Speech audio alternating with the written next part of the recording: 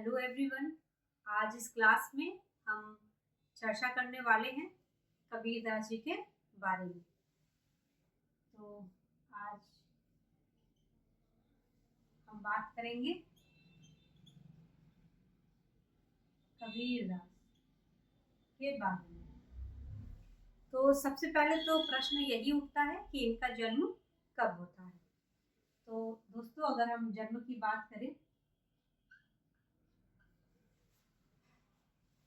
जन्म की बात करें 1398 इनका जन्म होता है। दूसरी बात, अगर हम 1398 जन्म होता है तो इनके अगर मृत्यु का सन अगर हम जाने तो जो मृत्यु है वो 1518 है। अगर इनके बीच का आप गैप देखेंगे तो 120 वर्षों का आपको गैप नजर में आएगा, जो ये बताता है कि कबीरदास जी 120 वर्ष तक जीवित रहे। ये तो हुई इनकी बातें। जो सामान्य सी बात है कि इनके माता पिता कौन थे। माता पिता कौन थे तो नीरू और नीमा, और नीमा नीरू इनके माता पिता। इसके साथ ही इनके जो तीसरी बात कि इनके जो पुत्र थे कमाल और कमाली, पुत्र और पुत्री, कमाल कमाली। ये तो हो गई सामान्य सी परिचय। जन्म कहाँ होता है तो जन्म होता है काशी में। इसके बाद हम जब देखेंगे कि कबीरदास जी का जो जीवनी है उसके स्रोत क्या है। अगर हम कबीर के जीवनी संबंधी स्रोत, मान लीजिए परीक्षा में इस बार यही आ जाता है कि कबीरदास जी के जीवनी से संबंधित स्रोत क्या है, तो सबसे पहला जो स्रोत है दोस्तों वो है भक्तमाल।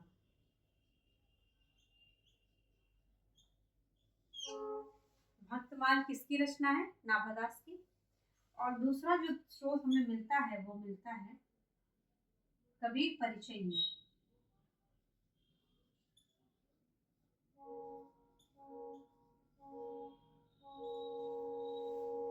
दूसरा जो कबीर परिचय, दूसरा जो हमें स्रोत मिलता है वो है कबीर परिचय।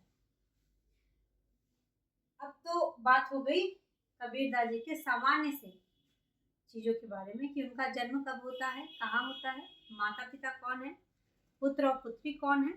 इसके साथ ही उनके जो जीवनी से संबंधित जो स्रोत है, जो साक्ष्य है, वो कहाँ से मिलते हैं, तो भक्तमाल से और नाभादास से। तो ये तो हो गई सामान्य सी बातें। अब एक और जो मिथ्या आपके सामने आता है वो ये आता है कि कबीरदास जी की मृत्यु कहाँ हुई, कैसे हुई। तो उसके विषय में दोस्तों भक्तमाल की जो टीकाकार है प्रियादास, अगर हम मृत्यु के विषय में बात करें तो भक्तमाल के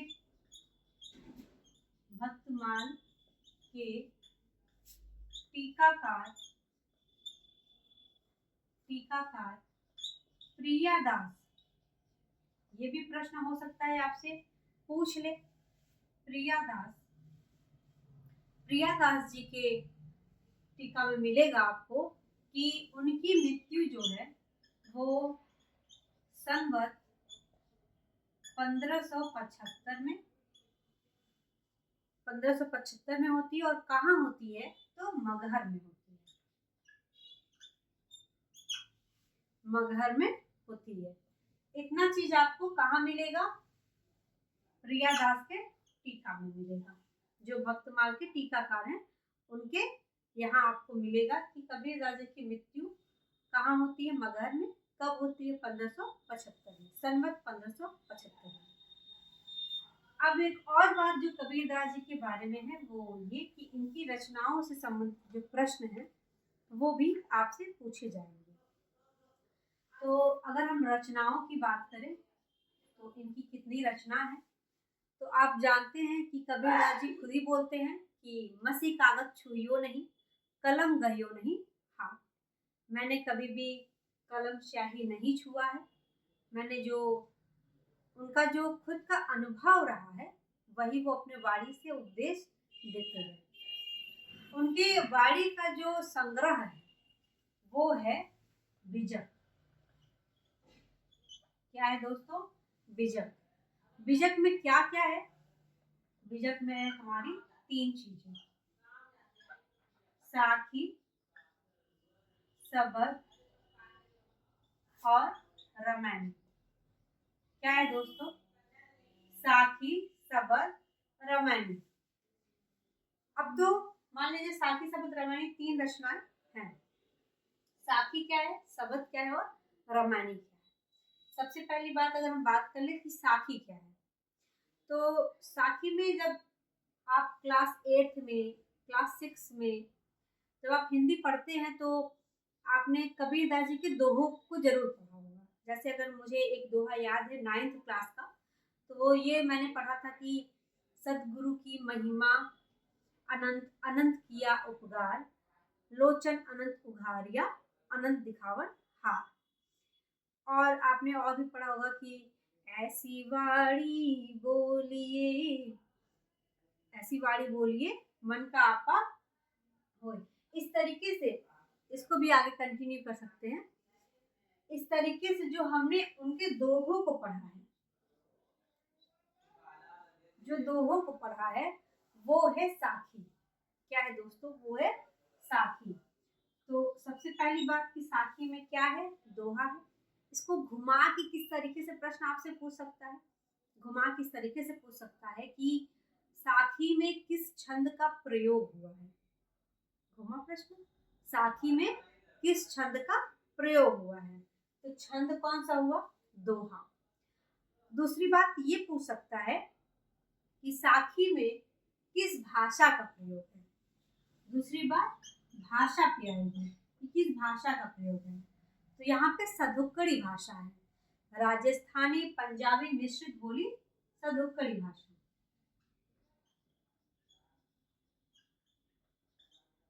आचार्य रामचंद्र शुक्ल जी सदुक्कड़ी नाम इसलिए देते हैं क्योंकि वो इसे साधुओं की भाषा कहते हैं। कबीरदास जी देशाटन करते थे, एक जगह से दूसरी जगह हमेशा वो विचरण करते थे। और जब एक जगह से दूसरी जगह व्यक्ति जब घूमता है, जब दर्शन करता है अलग अलग जगह का, तो वहाँ की भाषा को भी सीखता है, वहाँ के जो शब्द है उसको भी ग्रहण करता है।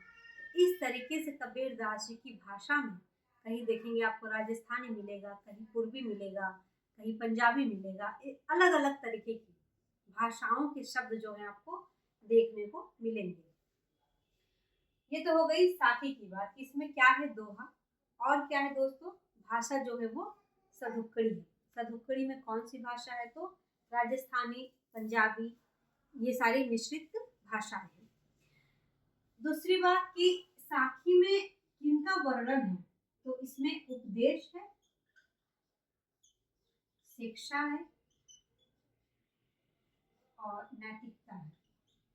जो मुझे लगता है कि जब हम छोटे क्लास में पढ़ते थे तो हमें क्यों कबीरदास जी की साखियों को पढ़ाया जाता था? वो इसीलिए पढ़ाया जाता था कि उनकी साखियों से हम कुछ सीखें। जैसे एक साखी है उनकी, कबीरदास जी की बहुत अच्छी साखी है, अगर मैं याद करूं तो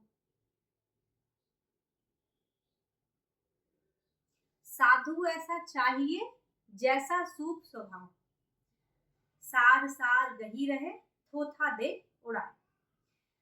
इसका अर्थ ही यही होता है कि मनुष्य को सूप के समान अपना स्वभाव रखना चाहिए। अब देखिए कबीरदास जी के आप मानसिकता को समझिए कि उन्होंने मनुष्य का जो तुलना तुलना है वो कैसे किया है किसी और से? सूप से किया है। सूप का स्वभाव कैसा होता है? सूप का स्वभाव होता है कि वो उसमें जो कुछ भी आप परीक्षण करेंगे, जो भी आप परोसेंगे, उसमें से वो बेकार चीज़ों को, थोथा चीज़ों को, निरर्थक चीज़ों को वो उड़ा देता है, और जितनी भी सार्थक चीज़ें रहेंगी उसको वो रखे रहता है अपने पास। ठीक उसी तरीके से कबीरदास जी कह रहे हैं, उपदेश दे रहे हैं, आपको शिक्षा दे रहे हैं, आपको नैतिकता की तरफ ले जा रहे हैं कि आप अपने पास, अपने निकट उन्हीं चीज़ों को, उन्हीं आदर्शों को रखिए, उन्हीं बातों को ग्रहण कीजिए जो आपके काम के लायक है, जो आपका उन्नति कर सकता है। आप उन्हीं चीज़ों को अपने पास में रखिए, बाकी जो निरर्थक चीज़ें हैं उसको आप हवा में उड़ा दीजिए। ठीक है, इतनी बातें साथी के बारे में हो गई।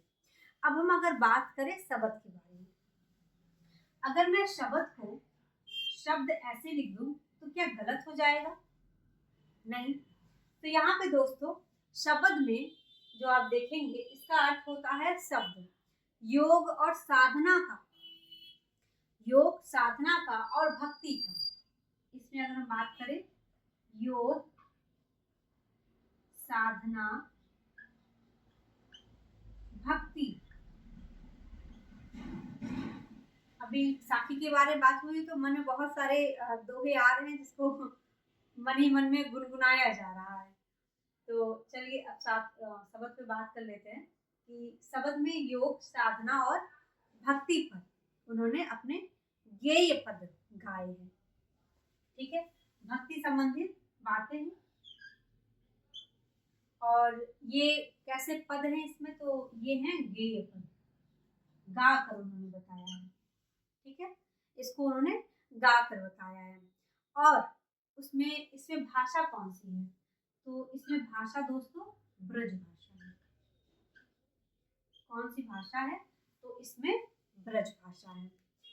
फिर से शब्द के बारे में क्या क्या चीजें हैं, तो इसमें कबीरदास जी ने योग साधना और भक्ति के भाव संबंधित अपने गाने या फिर गेय पद जो हैं वो गाए हैं। यहाँ पे हमने बात किया था कि दोहा छंद है, यहाँ पे ये गाकर गेय पद है, पूरा लिखते हैं गेय पद है। भाषा कैसी है, ब्रज भाषा है। ठीक है, और इसमें भी अगर हम बात करें तो इसमें जो छंद प्रयोग होता था वो आपका दोहा और चौपाई दोनों मिक्स रहता था, दोनों मिश्रित होता था। अब अगर हम बात करें रामायणी का, तो रामायणी रामायण का बिगड़ा हुआ रूप है, आप इसको समझ ही रहे होंगे, रामायण का बिगड़ा हुआ रूप। इसमें कौन कौन सी बातें हैं उसको अगर हम देखें तो हमें देखने के लिए मिलेगा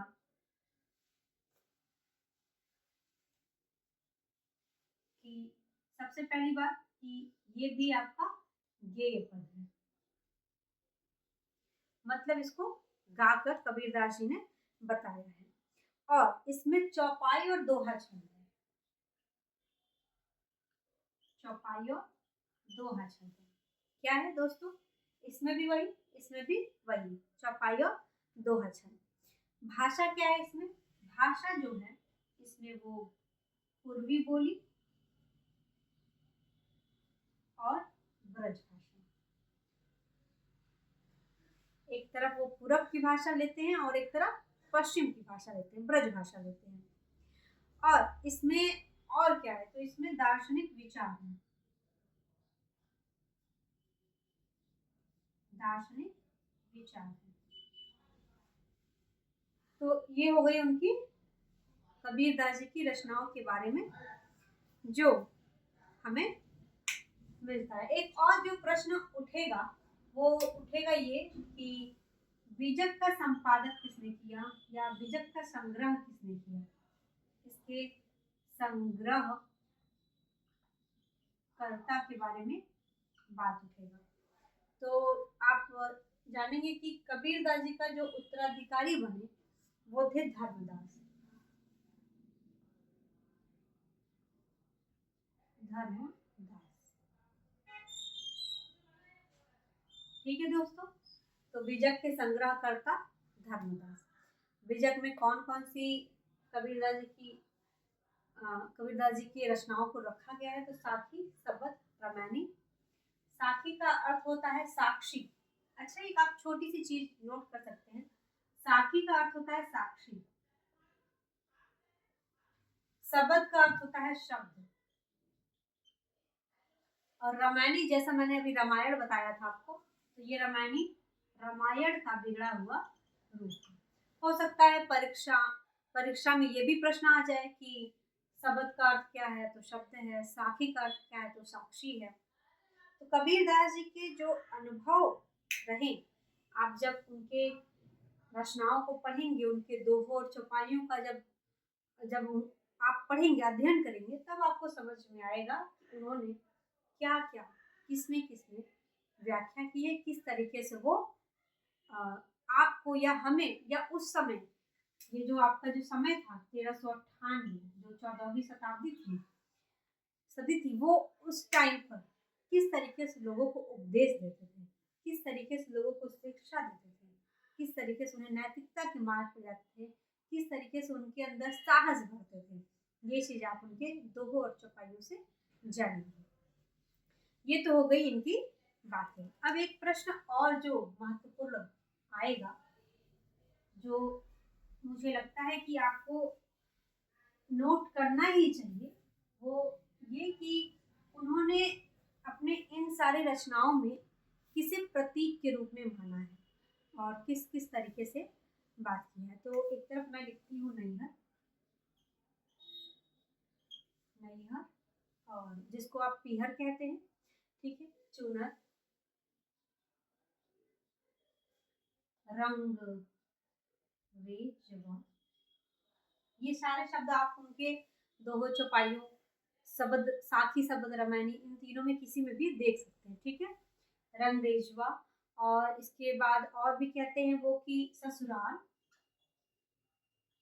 ससुराल, भाई नैहर का बात हुआ है तो ससुराल का भी बात होगा ही। धोबी, नैहर, चूनर, रंग रेजवा, और ससुराल, धोबी। इसके बाद उन्होंने बात किया है काजर, ठीक है दोस्तों। तो सबसे पहले तो नैहर को वो प्रतीक माने हैं।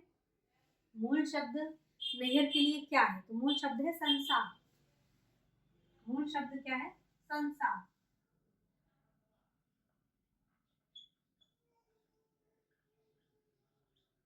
मूल शब्द प्रतीक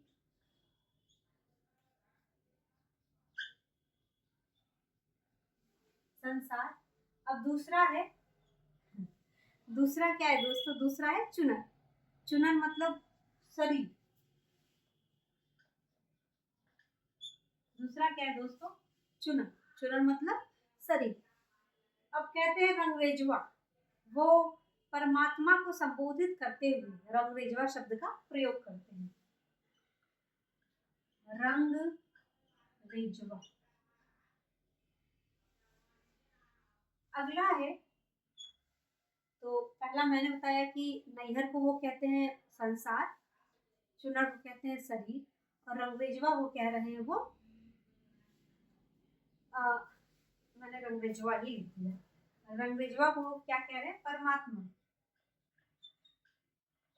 रंगरेजवा को क्या कह रहे हैं, परमात्मा। और इसके बाद ससुराल को क्या कहते हैं, ससुराल मतलब परलोक, ठीक है, ससुराल मतलब परलोक। ये इस तरीके के जो प्रश्न है वो आप देखेंगे कि आपको यूपी जीआईसी जो भी परीक्षा होती है, जीडीसी जीआईसी, उसमें, और इसके अलावा आपको दिल्ली DSSB में भी आपको कई बार देखने के लिए मिला है, और इसके साथ ही आपको यूजीसी नेट में भी आपको देखने के लिए मिलेगा, ठीक है।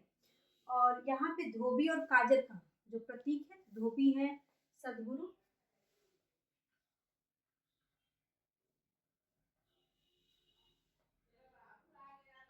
सदगुरु, ठीक है। धोबी क्या है दोस्तों, सदगुरु। और यहाँ पे काजर, काजर का अर्थ हुआ काजल, मतलब कलुष का प्रतीक है ये, कलुष, ठीक है। मान लीजिए अभी और शब्द हैं, तो अभी हमारे पास शब्द बचेंगे आपको, जैसे मोची का प्रयोग करते हैं, ऊंची अटारी, ऊंची अटारी। ऊंची अटारी किसको कहा है? तो ऊंची अटारी उन्होंने कहा है कठिन साधना को। इसी तरीके से मदिरा, मदिरा, यहाँ पे ऊंची अटारी किसे कहा है? कठिन साधना। ठीक है दोस्तों, इसके साथ ही वो बात करते हैं मदिरा और देवर।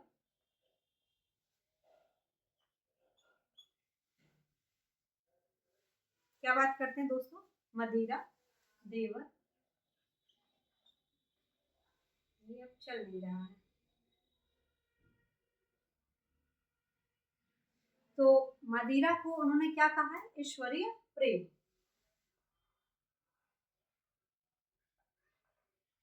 ईश्वरीय प्रेम। ठीक है दोस्तों, और इसके बाद उन्होंने देवर को क्या कहा है? संशय। देवर को क्या कहा है? संशय। ठीक है दोस्तों, मदिरा, ईश्वरीय प्रेम, देवर, संशय, ससुर, और इसके बाद पति का भी जिक्र किया है। ससुर और पति, ये भी प्रतीक उन्होंने बनाए हैं। तो ससुर, मोह और अज्ञान, मोह एवं अज्ञान। ठीक है, मोह और अज्ञान। इसके बाद है पति, परमात्मा। पति क्या? परमात्मा, परमात्मा। ठीक है, यहाँ पे आप देखेंगे रणवेजवा, ये प्रतीक भी अपनाया है। किसके लिए अपनाया? मूल शब्द किसके लिए था? परमात्मा के लिए। और यहाँ पे पति, ये भी किसके लिए था? परमात्मा के लिए।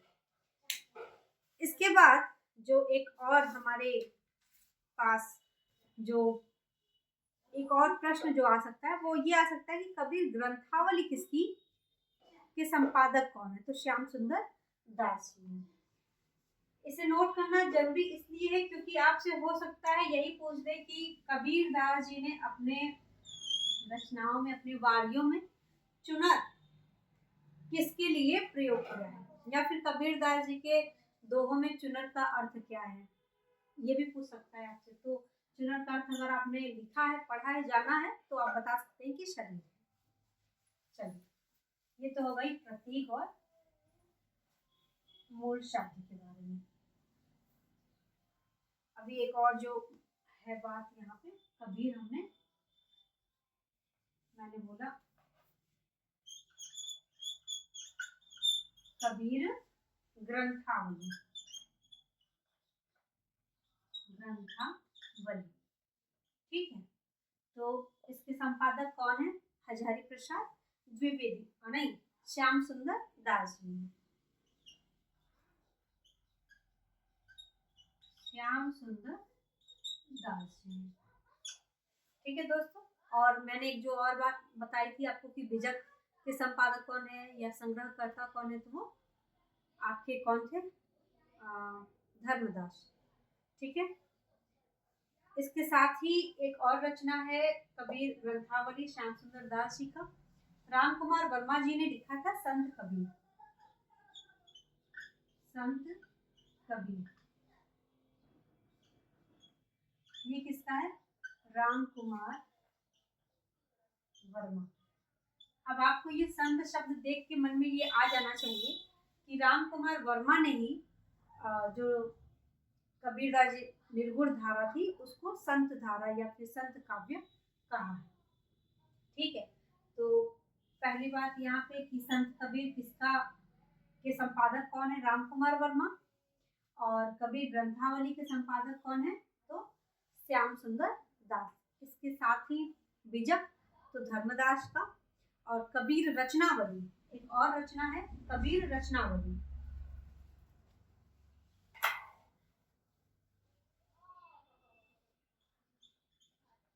कबीर रचनावली, ये किसकी रचना है? तो ये आपको मिलेगी हरिओम जी की। हरिओम। ठीक है, चलिए, तो आज हमने क्या क्या पढ़ा एक बार उसका थोड़ा सा रिवाइज हम कर लेते हैं। हमने पढ़ा आज दोस्तों कि कबीरदास जी का जन्म कहाँ होता है, कबीरदास जी की मृत्यु कहाँ है, उनके जीवन से संबंधित जितने भी स्रोत हैं वो क्या क्या रहे, और इसके साथ ही हमने जाना कि उनकी जो रचना है बीजक, उसमें 3 है, साखी, शबद और रामायणी। और साखी, शबद, रामायणी में क्या छंद है, दोहा है, चौपाई है, उपदेश है, शिक्षा है, नैतिकता है।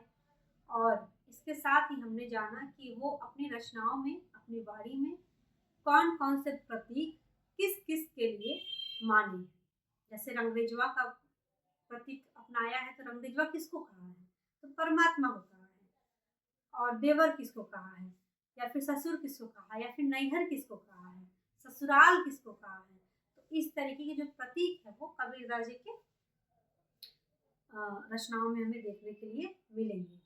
इसके साथ ही हमने बात किया कि कबीरदास जी की वाणी का, उनकी रचनाओं का जो संग्रहकर्ता या फिर जो संपादक है, जैसे कबीर ग्रंथावली श्याम सुंदर दास और संत कबीर राम कुमार वर्मा। इसके साथ ही हमने बात किया कि विजक के संग्रहकर्ता धर्मदास, और एक और जो रचना हमें मिली वो कबीर रचनावली हरिओम जी की थी। आज हमने कबीरदास जी से जिस जिस एंगल से जैसे जैसे भी प्रश्न बन सकते थे उन सब पे आज हमने बात कर लिया है। कल इसी तरीके से हम बात करेंगे अन्य टॉपिक पे। आज के लिए बस इतना ही, धन्यवाद।